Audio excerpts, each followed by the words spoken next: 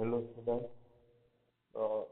આજે 23 ડિસેમ્બર આગામી પરમ દિવસે 25 ડિસેમ્બર છે તો આ 14 happy new year for 2021 advance. આવનારું વર્ષ કોરોના મુક્ત, આરોગ્યપ્રદ અને સૌ સારાવાનું થાય એવી શુભેચ્છાઓ સાથે આજના લેક્ચરની શરૂઆત કરીએ છીએ.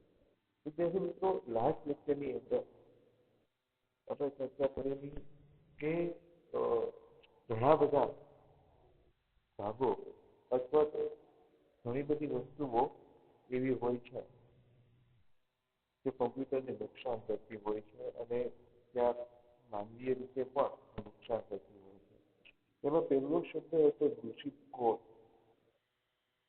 ત્યાર પછી સ્નીફિંગ નામનો કંઈક સ્નાઇપર નામનો પ્રોગ્રામ કે જેના વડે વ્યક્તિની વાતચીત કોમ્પ્યુટર કરવું અથવા તો અન્ય વ્યક્તિ હેકિંગ કરવાના હેતુસર આપણા લેપટોપ સુધી, આપણા કોમ્પ્યુટર સુધી પહોંચી જતો હોય છે.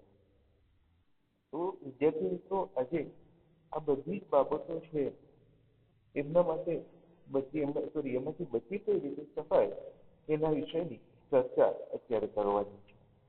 એમાં પહેલો મુદ્દો આપણને આપેલો છે એન્ટીવાયરસ. વાયરસને નાબૂદ કરવો હોય તો આપણી પાસે શું હોવું જોઈએ? એન્ટીવાયરસ. એન્ટીવાયરસનું કાર્ય શું હોય? વાયરસને નાબૂદ કરવાનું અથવા તો જે વાયરસગ્રસ્ત ફાઇલ હોય એમાંથી વાયરસ દૂર કરીને ફાઇલને રિપેર કરવાનું કાર્ય કરતું હોય છે. અહીંયા જો આપેલું છે એન્ટીવાયરસ સોફ્ટવેર કે એવા કોમ્પ્યુટર પ્રોગ્રામ છે. યાદ રાખજો, એન્ટીવાયરસ શું છે? Computer program. તેનું કાર્ય શું છે? કે સિસ્ટમમાં આવેલા વાયરસ, વોર્મ અને ટ્રોજન હોર્સ જેવા દૂષિત કોડને શોધી કાઢે છે. હવે આ ત્રણ શબ્દ જે આપણને આપેલા છે, આપણે જનરલી એક શબ્દ સાંભળતા હોઈએ છીએ વાયરસ, પરંતુ અહીંયા ત્રણ શબ્દ આપેલા છે: વોર્મ, ટ્રોજન હોર્સ અને વાયરસ. આમની વચ્ચે ડિફરન્સ શું? વાયરસની વાત પહેલા કરીએ તો વાયરસ જે હોય છે એ આપણા કોમ્પ્યુટરમાં ઇન્ટરનેટના માધ્યમથી પ્રવેશ કરતો હોય અને ત્યાર પછી ઓટોમેટિક એક્ટિવ થાય. એક્ટિવ થઈને કારણે આપણા કોમ્પ્યુટરની સિસ્ટમ સ્લો થાય વગેરે વગેરે જેવા પ્રોબ્લેમ્સ આવતા હોય. વોર્મનો પ્રવેશ વાર છે. બધા કેવું એમને કોમ્પ્યુટરની અંદર ઘૂસવાની રીતથી બધા અલગ અલગ હોય છે. કાર્ય એક જેવું છે. વોર્મ છે એ કોઈ પણ વાયરસ વાળી પેનડ્રાઈવ હોય, એ વાયરસ વાળી પેનડ્રાઈવ આપણે કોઈ કોમ્પ્યુટરની અંદર લગાવીએ છીએ તો એ વાયરસ વાળી પેનડ્રાઈવ જે કોમ્પ્યુટરમાં જશે તે કોમ્પ્યુટરમાં એ વાયરસનો ફેલાવો થશે. હવે એક જગ્યાએથી બીજી જગ્યાએ ચેપી રોગ જેવું કામ છે. હવે ટ્રોજન હોર્સ કઈ રીતે પૂછે છે?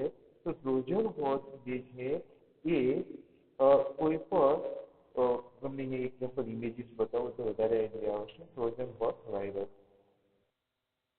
છે એ ઇમેજીસમાં પહેલાના સમયની અંદર અન્ય દુશ્મન દેશના અંદર ઘૂસવાનું હોય એટલે દુશ્મન દેશના સૈનિકોને અંદર ઘૂસવા દેવામાં ન આવતા હતા. એટલે આવું એક ઘોડાનું એક મોડલ બનાવ્યું અને એ મોડલની અંદર સૈનિક પ્રવેશ કરતો અને ત્યાર પછી ઘોડો ત્યાં પહોંચાડી દેવામાં આવતો. એટલે ઘોડો જે દુશ્મન દેશની અંદર પહોંચી જાય તો એમાંથી જે સૈનિકો એ બહાર નીકળી જાય. બરાબર છે? એટલે આના ઉપરથી એનું નામ આપણે હોય ટ્રોજન. ફોર એક્ઝામ્પલ, આપણે કોઈ સોફ્ટવેર ડાઉનલોડ કરીએ છીએ તો આપણને શું લાગે છે કે આપણે સોફ્ટવેર ડાઉનલોડ કરીએ છીએ, પણ ખરેખર એ સોફ્ટવેરની સાથે શું આવતું હોય છે? વાયરસ. તો કોઈ પણ વ્યક્તિને કોઈ પણ દેશ હોય ને તો એનું કહે કે આપણા દેશની અંદર ઘોડા વેચવા માટે આવ્યા છે લાકડાના, પણ એ લાકડાના ઘોડાની અંદર એનું દુશ્મન છુપાયેલો હોય છે. એની સાથે સોફ્ટવેર છે એની અંદર કોઈ પણ ફાઇલ ડાઉનલોડ કરીએ તો એની અંદર આવો દૂષિત છુપાયેલો હોય છે જેને શું કહે છે? Trojan horse. અને આ કાર્ય, આ બધી જ વસ્તુને અટકાવવાનું કાર્ય કોણ કરે છે? એન્ટીવાયરસ કરે છે. કમ્પ્યુટરની સુરક્ષા માટે સારું એન્ટીવાયરસ સોફ્ટવેર હોવું તો જરૂરી છે. ઘણા બધા એન્ટીવાયરસ છે, પણ હમણાં રજૂઆત થયેલી બેસ્ટ એન્ટીવાયરસ ઓફ 2020 મકાથી, અવાજ, trend micron, autumn, bit defender, આ બધા 2020ના ટોપ એન્ટીવાયરસ છે જે આપણા કોમ્પ્યુટરની અંદરથી વાયરસ દૂર કરે છે. હવે આ દૂષિત કોડ હોય છે કયા પ્રકારની નુકસાની પહોંચાડે છે? તમને કહું, વિચિત્ર ધ્વનિ અને પોપઅપ વિન્ડો ઉત્પન્ન કરવી, બિનજરૂરી અવાજ છે આવા રાખે, પછી વારંવાર વચ્ચે વચ્ચે કેટલું કે આપણે જે કાર્ય કરતા હોઈએ છીએ એ સતત કાર્ય કરવા દેતું નથી. વચ્ચે ક્યાંક ને ક્યાંક ડિસ્ટર્બન્સ ઉત્પન્ન કરે છે, બરાબર છે. ત્યાર પછી અહીંયા ત્રાસ જેવા કાંડો હોય તો આપણો પ્રોગ્રામ હોય ચાલુમાં બંધ થઈ જવો, આપણે જે ફાઇલ હોય એ ફાઇલને ઉડાડી દેવી છે. અહીંયા સ્પષ્ટ આપેલું કયા નુકસાન પહોંચાડે છે? ફાઇલને નષ્ટ કરી, સિસ્ટમને ધીમી પાડી દી, અથવા તો હાર્ડવેરને નુકસાન કર્યું. હાર્ડવેરને નુકસાન કઈ રીતે છે? તમને સિમ્પલ એક્ઝામ્પલ આપું છે. કોઈ પણ ફાઇલ ઉપર લોડ એટલો બધો આપો કે એની સર્કિટ પીક બળી જાય. આપણે જ્યારે ફાઇલ વધારે લોડ થતી હોય તો તમને ખ્યાલ કમ્પ્યુટર મોબાઈલ સિસ્ટમ ગરમ થતી હોય, કમ્પ્યુટર સિસ્ટમ ગરમ થતી હોય તો એટલી હદે બધી કરી દેવામાં આવે એનો નાશ થઈ જાય. ત્યાર પછી ડ્રાઈવરની હારે એવો વાયરસ આપી દેવામાં આવે કે જ્યાંથી એકથી પેન ડ્રાઈવર એનો પણ નાશ થઈ જતો હોય છે. તો સિસ્ટમનો નાશમાં કરી શકે છે. અહીંયા શબ્દ આપે છે એકવાર વાયરસની સિસ્ટમ અસરગ્રસ્ત બને પછી સિસ્ટમ સાથે જોડાયેલા અન્ય પ્રોગ્રામ પર ફાઇલમાંથી પ્રસાર થતો હોય છે. તો આ વસ્તુ વાયરસના કયા પ્રકારનો વાયરસ છે એની ઉપર ડિપેન્ડ કરતું હોય છે. એવી વાયરસ હોય તો આખા કમ્પ્યુટરની અંદર ફેલાતો હોય, અમુક ફાઇલ હોય તો અમુક વાયરસ હોય તો અમુક ફાઇલ પર જ અફેક્ટ થતો હોય. It is a depend on virus which type of virus. Virus માત્ર પોતાની પ્રતિકૃતિ ઉત્પન્ન કરવાનું કાર્ય કરતું નથી. એની આપણે પેન ડ્રાઈવ લગાવી એટલે એની કોપી થઈ પાછા આપણા કમ્પ્યુટરની અંદર આવી ગયા. પરંતુ ચેપી રોગ જેવું છે એ દરેક જગ્યાએ જેના પણ કમ્પ્યુટરની અંદર આવશે એમાં વાયરસનો ફેલાવો થશે. પણ સૌ પ્રથમ વાર વાયરસ આપણા કમ્પ્યુટરની અંદર ક્યાંથી પ્રવેશ કરશે? તો પ્રથમ વાર જે વાયરસ હોય એ ઈમેલના માધ્યમથી, બરાબર છે, અથવા તો ઈમેલ જે આપણે આવે એની સાથે ચિત્રો, વિડીયો, ધ્વનિ કે અન્ય વસ્તુ મોકલવામાં આવે એના દ્વારા આ વાયરસ જે છે એ વાયરસ આપણા કમ્પ્યુટરની અંદર પ્રવેશ કરતું હોય છે. તો ટૂંકમાં સિસ્ટમને થતું નુકસાન રોકવા માટે એન્ટીવાયરસ સોફ્ટવેર ડાઉનલોડ કરવો જરૂરી છે. તમને જે સોફ્ટવેર બતાવ્યા છે એ એન્ટીવાયરસ સોફ્ટવેર ડાઉનલોડ કરવા જરૂરી છે. બધા સોફ્ટવેર માર્કેટની અંદર અવેલેબલ છે અને સમયસર એને અપડેટ કરવામાં જરૂરી છે. તો તમને અગાઉ એક વખત પૂછેલું કે વાયરસ બનાવે છે કોણ? એનાથી ફાયદો કોને થશે? તો એક સિમ્પલ વસ્તુ છે, વાયરસ બનાવવાથી વાયરસ જેટલો ફેલાશે એટલો ફાયદો કોને થશે? તો એન્ટીવાયરસ કંપનીઓને જ થશે. એનું કારણ સિમ્પલ છે કે જો એન્ટીવાયરસ હશે તો જો માર્કેટની અંદર વાયરસ હશે તો એન્ટીવાયરસ ખરીદીશું, નહીં તો ખરીદશું નહીં. એટલે માર્કેટની અંદર વાયરસ હશે તો આ એન્ટીવાયરસ સોફ્ટવેર કંપનીનો પ્રોગ્રામનો ધંધો ચાલશે, નહીં તો ચાલવાનો નથી. એટલે એક સિમ્પલ, સીધું અને સ્પષ્ટ છે કે મોટાભાગના વાયરસ જે છે એન્ટીવાયરસ કંપનીઓ દ્વારા જ ફેલાવવામાં આવે છે.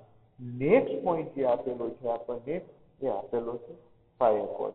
હવે અહીંયા જો મિત્રો ચિત્રની અંદર તમે જો ફર્સ્ટ ફાયરવોલને સમજવું હોય તો એક તરફ લેન્સ. હવે લેન્સ શું છે? તો જે લેબ હોય, કમ્પ્યુટર લેબ, પણ એના જે કમ્પ્યુટર હોય એના કમ્પ્યુટરનો સમૂહ હોય એને શું કહેવામાં આવે છે? લેન્સ તરીકે ઓળખવામાં આવે. કેમ કે તમે ઓફિસ લઈ લો, તમે કોઈ પણ બિલ્ડિંગ લઈ લો, એના કમ્પ્યુટરનો સમૂહ હોય એને શું કહેવામાં આવે છે? લેબ. અને બીજો પાર્ટ જે આપેલો છે વેન, કે બહારનું ઇન્ટરનેટ છે એ બહારના ઇન્ટરનેટને વેન તરીકે ઓળખવામાં આવે છે. તો આપણું જે અંદરનું જે નેટવર્ક હોય ને હંમેશા કોની સાથે સંકળાયેલું હોય? બહારના નેટવર્ક. અને એના વચ્ચેની જે દિવાલ હોય છે એ શું કહેવાય છે? ફાયરવોલ. હવે જુઓ એ શું હોય એટલે જુઓ, પોતાની વેબસાઇટ ધરાવતી સંસ્થાઓ, આપણી પોતાની સિમ્પલ વેબસાઇટ હોય તો એમાં ઘણા બધા વ્યક્તિઓ કામ કરતા હોય તો ઘણા બધા કોમ્પ્યુટરો હોય, ઘણી બધી વસ્તુઓ હોય છે, બરાબર છે.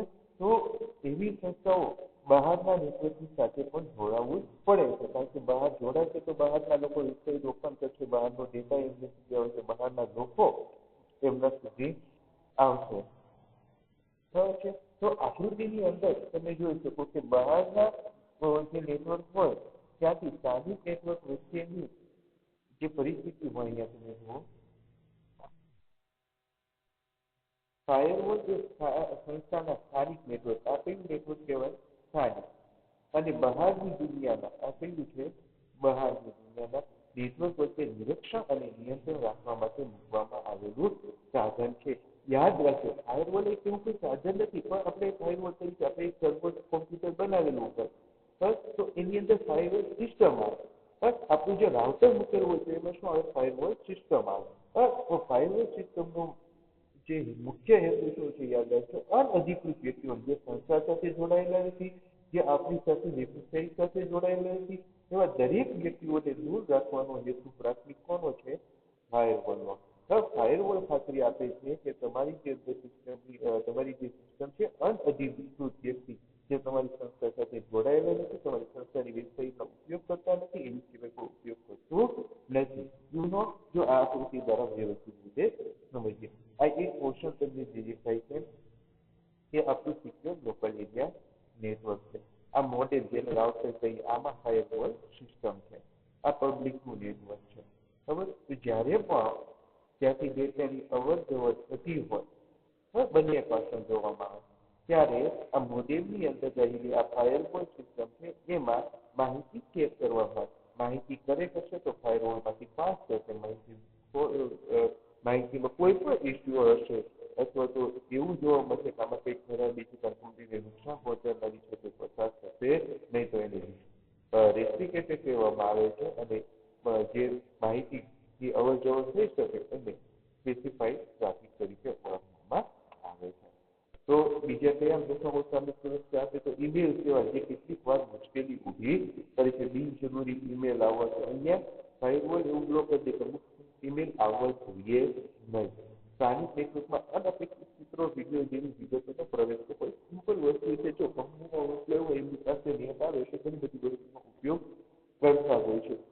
તો પહેલી જ વસ્તુ કે જે એમ્પ્લોય છે એમાં બિનજરૂરી ચિત્રો, વિડીયો ના જુએ તેનો પ્રસ્તાવ કરવો. એ બધી વેબસાઇટો ફાયરવોલના માધ્યમથી બ્લોક કરી દેવામાં આવે છે.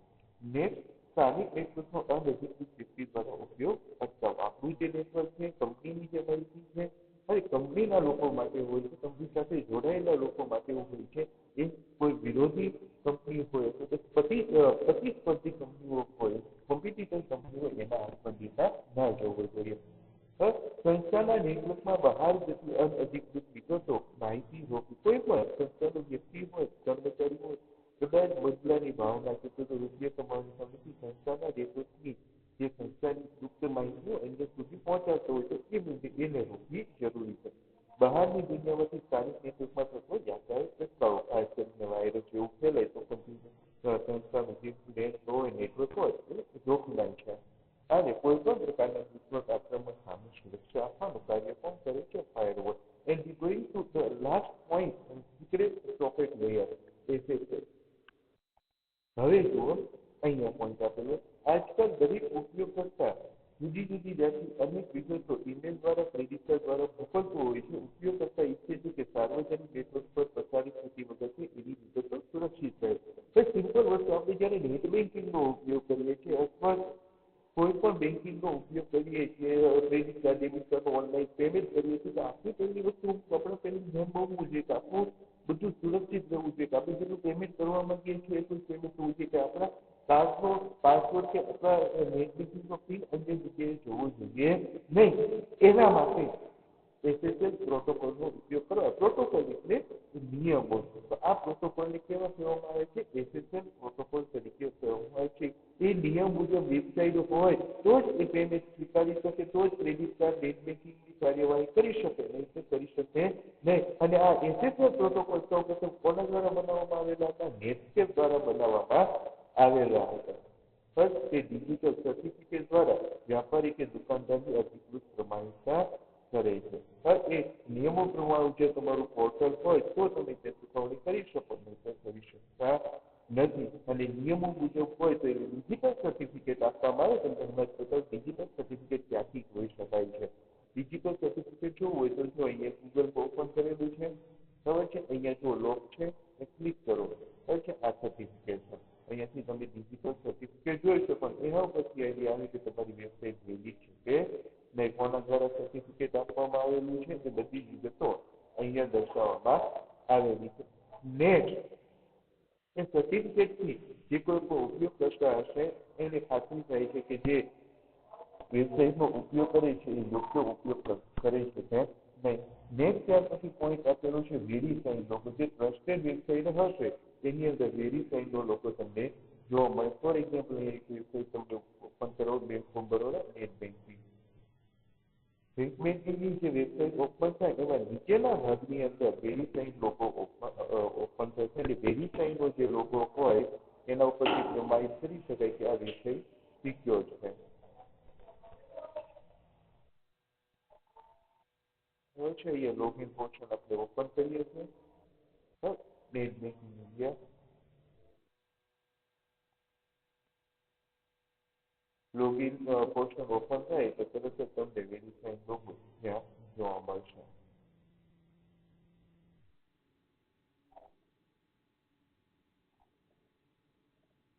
અને બીજી કેટલીક ડિટેલ્સ પણ વેરીફાઈંગ લોગોની જોઈએ એ વેબસાઇટ ખોલી છે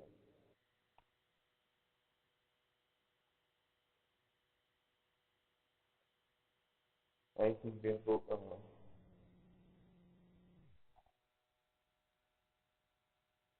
જો આ બધા વેરીફાઈંગના લોગો છે આ બધાની ઇમેજીસ નીચેના ભાગની અંદર તમને વેબસાઇટના ભાગની અંદર તમને જોવા મળે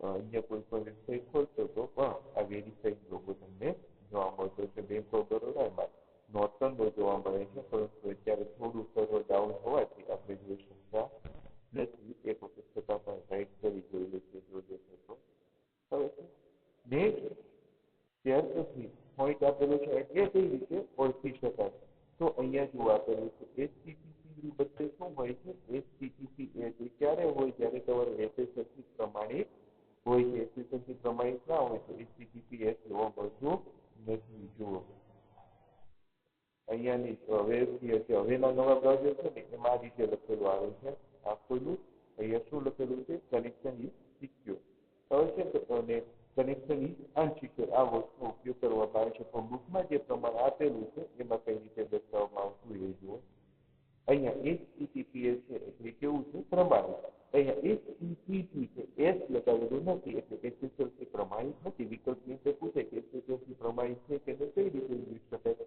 તો એ હોય તો પ્રમાણિત હોય છે એ હોય તો પ્રમાણિત હોતો નથી અહીંયા આ